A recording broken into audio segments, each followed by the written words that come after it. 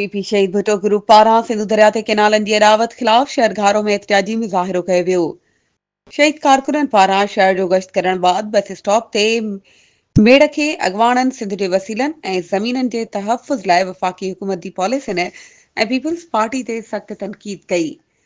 मुज़ाहिरो बाबू एहसान भुट्टो, नूर हसन तहीम, लुकमान कातियार, शबीर अब्बासी, अली हसन कातियार, जुल्फ़कार भट्ट, पीरबख्श समूह ऐं ख़ुदाबख्श समूह जी अॻवानी में कयो वियो। जिते अॻवाननि चयो त सिंधु दरिया ते केनालनि जी तामीर सिंध जी ज़मीननि खे बंजर बणाइण जी साज़िश आहे। अॻवाननि वफ़ाक़ी हुकूमत खे सिंध दुश्मन मंसूबनि जी सहूलियतकार क़रार ॾींदे चयो त वफ़ाक़ सिंध जे हक़नि ते धाड़ो हणी रहियो आहे। मुज़ाहिरे में पीपल्स पार्टी जी क़यादत ऐं ज़रदारी टोले ते इल्ज़ाम हयो वियो त उहे इस्टेब्लिशमेंट जा हामी बणिजी सिंध जी अवाम जो इस्तेसाल करे रहिया आहिनि।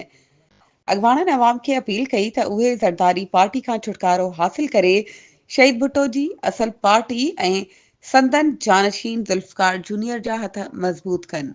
वधीक ख़बरुनि ऐं अपडेट्स जे लाइ असांजे चैनल खे सब्सक्राइब कयो ऐं हा, बेल आइकन खे प्रेस करणु न विसारिजो त जीअं असांजी हर नई अचण वारी वीडियो तव्हां ताईं पहुचे।